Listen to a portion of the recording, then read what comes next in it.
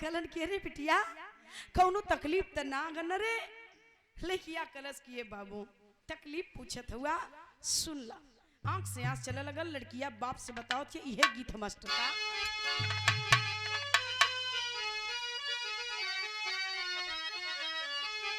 सुनिला की सासुरा में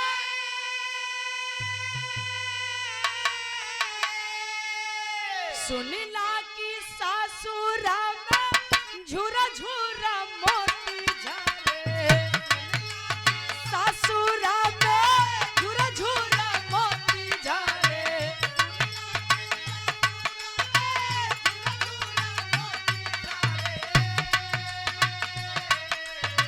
सुनिला की सासुरा में झुरा झुरा मोती झरे मोरा लेके सतुआ सा पनमा ये बाबूजी हो मोरा लेके सतुआ सा पनमा ये बाबूजी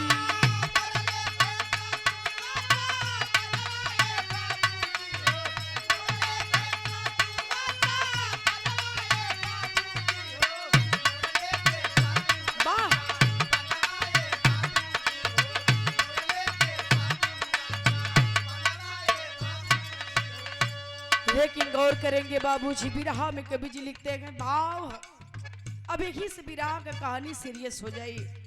गौर करेंगे कहना पड़ा क्या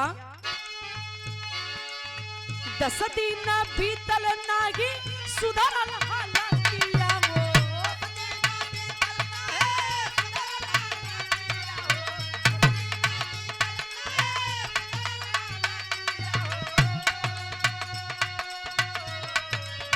दसदीना बीतल नाही सुधरल गलतिया हो डॉक्टर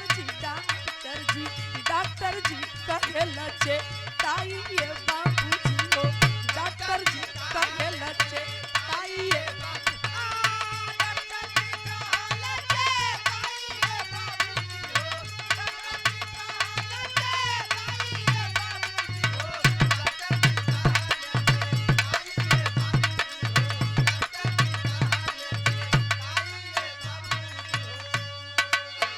चेताई के कहत हो डॉक्टर सी के अग्रवाल रुपया तू जमा कई दा कवनो जुगतिया हो पैसा जमा करो ये अस्पताल मेरे बाप के पैसे से नहीं चलता रुपया तू जमा कई दा कवनो जुगतिया हो यही में बा तो हरो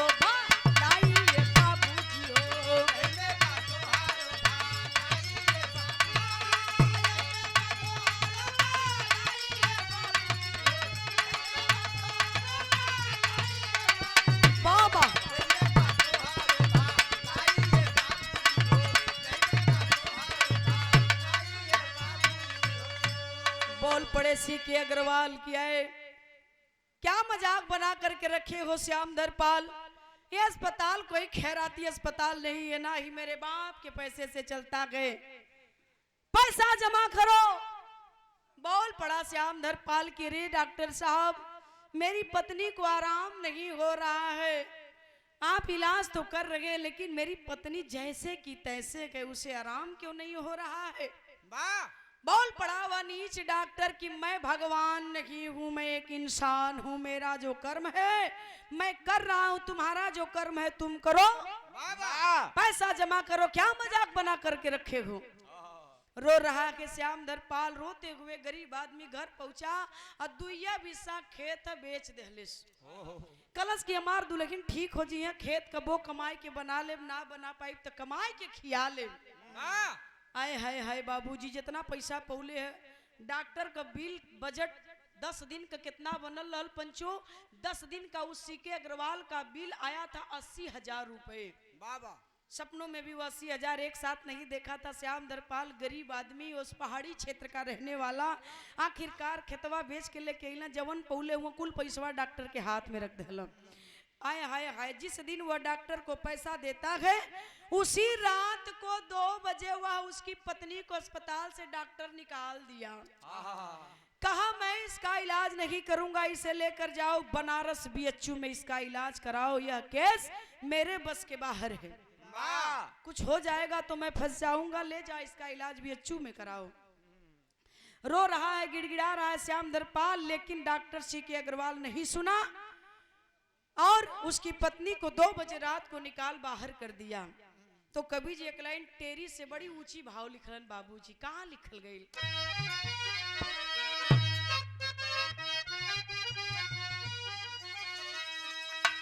कहाल जो विधाता दूसरा, तो डाकू बन के लूटा लागा दुअर ताता अरहो ताता अरहो ताता। कहाल जो विधाता दूसरा, डाकू बन के लूटा लागे दुअरे ताता हो, कहाले जो विधाता दूसरा। जिस डॉक्टर को हम और भगवान का दूजा रूप कहते हैं बाबूजी, वही डॉक्टर आज हमें आपको लूट रहे हैं दोनों हाथों से, खुली आंखों से। वही डॉक्टर हमें आपको आए दिन लूट रहे हैं। कैसे लूटत हुआ साबित कह देवे बिरहवा में, जे करे दिल में संशय हुई साबित कह देवे हमें बिरहा में प्रमाण दे दे बाबूजी। आज उस सीके अग्रवाल नीच डॉक्टर ने निकाल दिया उसे अपने अस्पताल से 2 बजे रात को लबे रोड पर। अपनी पत्नी सीरियस है, उसको लेकर के रो रहा है वो आदमी। एक भला आदमी आया, कहा क्यों रो रहा है भैया इतनी रात को इस लबे रोड पर, ये कौन है? कलश की साहब हमार दुल्हन है, अस्पतालवा में भर्ती के लिए 10 दिन इलाज कैलन डॉक्टर, जवन पैसा मांगना दे देली। आज 2 बजे रात के निकाल के कहना ले जा बीएचयू। अब बीएचयू हमारे यहाँ से 10-20 किलोमीटर बनारस ना हो, 300 किलोमीटर दूर है यहाँ से बीएचयू बनारस। और 2 बज रहा है, घड़ी में मैं अकेला हूँ, मेरी पत्नी सीरियस है और क्या करूं भैया, मेरे तो कुछ समझ में नहीं आ रहा है। बारे भगवान, ऐसी परीक्षा किसी गरीब की मत लेना। गरीब होना कोई पाप नहीं है, लेकिन गरीबों का मजाक बना देना महापाप होता है। रो रहा है कि श्यामधर पाल, कहा घबरा मत रे बाबू, मुसीबत आती है तो आजमाने के लिए। जहां तू खड़ा है यहीं पर रोडवेज बस आकर के स्टॉप करेगी, उस बस में लेकर अपनी पत्नी को बैठ जाना और सुबह 9-10 बजते बजते वह बस बनारस पहुंच जाएगी। अगर तेरे भाग्य में होगी तेरी पत्नी तो उसे कोई छीन नहीं सकता, तू जा। अब इन कहते हैं कदेरी है तबले बसिया आए के रुकल है बाबू, वही बसिया में अपने दुल्हन के लेके बैठल हुए जाके। जब बसिया चलल वो सिंगरौली बैठन से चलल है बस बनारस के तरफ और 9:15 बजे वो बस बनारस कैंट रोडवेज आकर के लग जाती है। अपनी दुल्हन को लिया वह श्यामधर पाल और लेकर के रिक्शे में बैठा और चला गए बनारस के उस दिशा की ओर जिधर बीएचयू है। कभी जी लिखत हुआ मास्टर भाव होगा,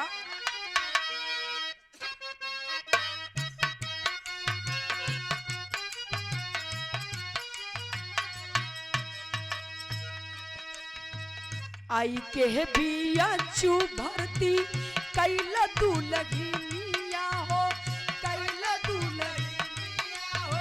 26 जुलाई मंगलवार जी,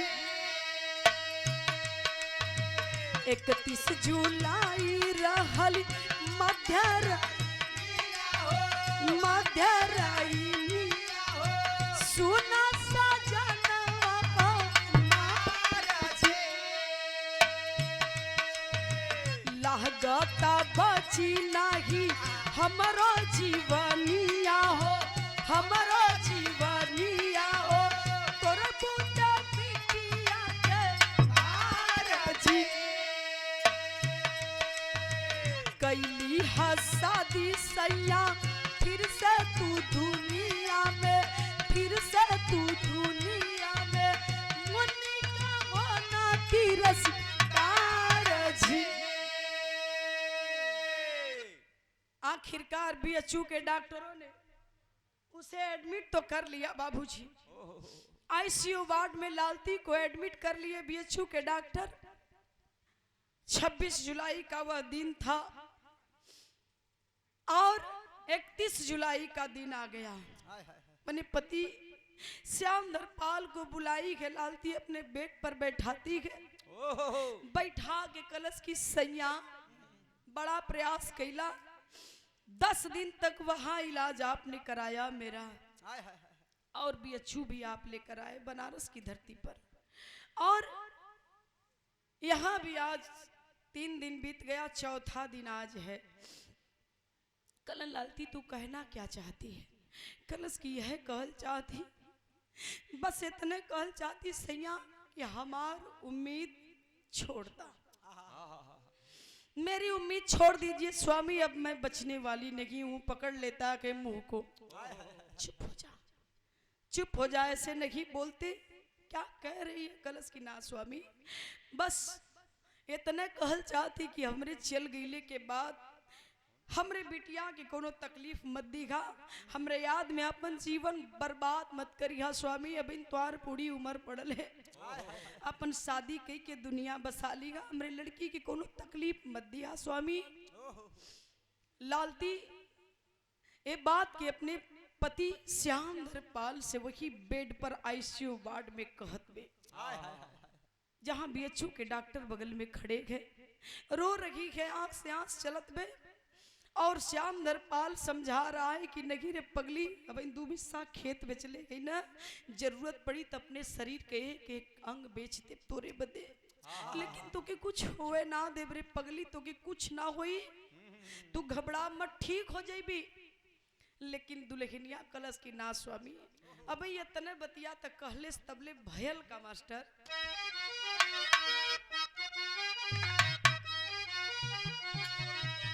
अरे इतना कहाता ताजी, अरे बाबू इतना कहाता ताजी, दिहला परनवा रामा,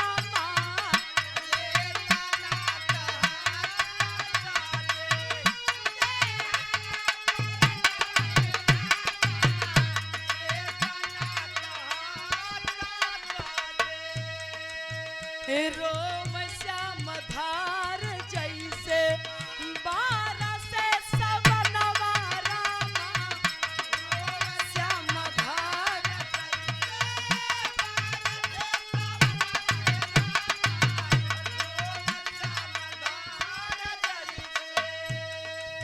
आखिरकार इतना कहते कहते श्याम धरपाल की पत्नी दम तोड़ देती है उसी बेड पर।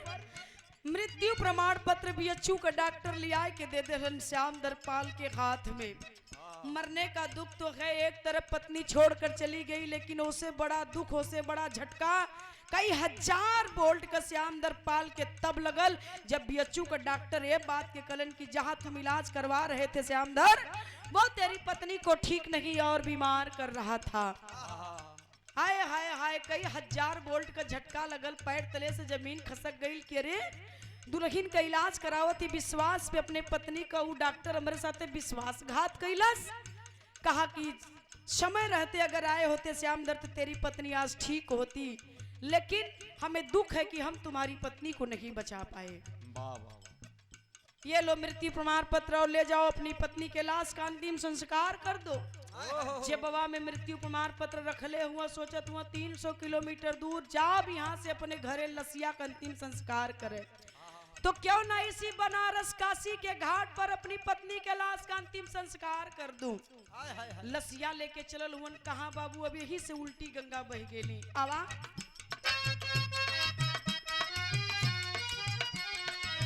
लहस लेके हारिस चंद्र घाट गईले आई,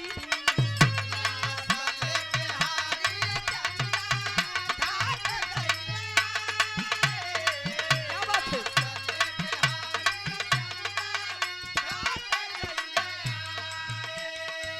सोच कैसे अंतिम क्रिया राम करवाई हो, राम करवाई।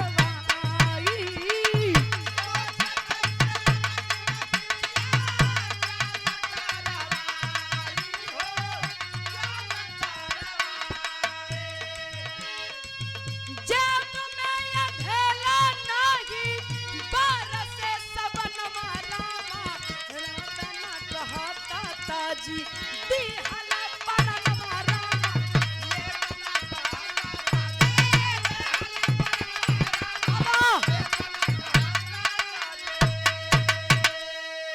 लाश लेकर के हरिश्चंद्र घाट पर श्याम धरपाल अपने दुल्हन का पहुंचल हुवन। बाकी मरघट किसी जमाने में जहां सत्यवादी राजा हरिश्चंद्र नौकरी किया करते थे, बाबूजी कर लेते थे और लाश जलाते थे, उसी हरिश्चंद्र घाट पर अपनी पत्नी के लाश को लेकर बीएचयू से वो जवान श्याम धरपाल पहुंचा गए। और वो लाश कैसी थी? वो लाश कैसी थी? बगैर कफन की लाश थी। इतना भी उस आदमी के पास बैलेंस नहीं था, ये गज कफन अपनी पत्नी के लाश पर डाल देता। वीराना देश वीराने लोग, अनजाना शहर है जहां ना उसे कोई पहचान रहा है और ना वो किसी को पहचान पा रहा है। मरघट पर लाश लेकर बैठा है, सोच रहा है कि ये वही मरघट है ना, ये वही मरघट है ना जहां सत्यवादी राजा हरिश्चंद्र नौकरी किया करते थे और उन्हीं की पत्नी तारा अपने बेटे रोहित की लाश को लेकर आई थी जलाने के लिए। यह वही मरघट है ना जहां रोहित की लाश बगैर कफन की थी और आज मेरी पत्नी की लाश भी बगैर कफन की पड़ी है। यह वही मरघट है ना जहां सत्यवादी राजा हरिश्चंद्र अपने बेटे की लाश को जलाने के लिए रानी तारा से कार मांग बैठे। ये वही मरघट है ना जहां मैं आज अपनी पत्नी की लाश को लेकर बैठा हूँ मालिक। रोहित की लाश बगैर कफन की थी, आज मेरी पत्नी लालती की लाश भी बगैर कफन की पड़ी है। इतिहास अपने आप को दोहराता है, आप लोग जानते हैं। सोच रहा है पहापट लगल मास्टर। तो जैसा रोवे हरिश्चंद्र की अरे तारा काशी नगरी में, अब वैसे झंखे गंगा तीर पे चारा काशी नगरी में।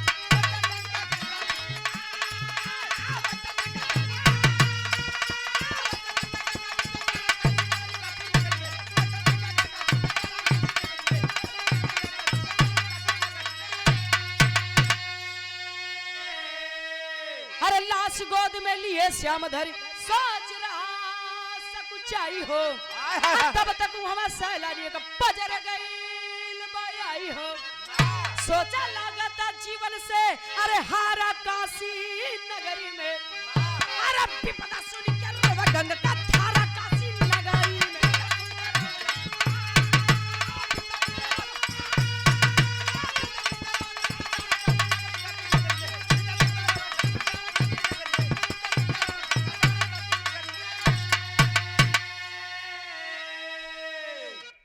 आखिरकार सोचते सोचते उस श्याम धरपाल को अपनी पत्नी की लाश गोद में लिए 1-2 घंटा ना ये भैया 6 घंटा का समय बीत गई।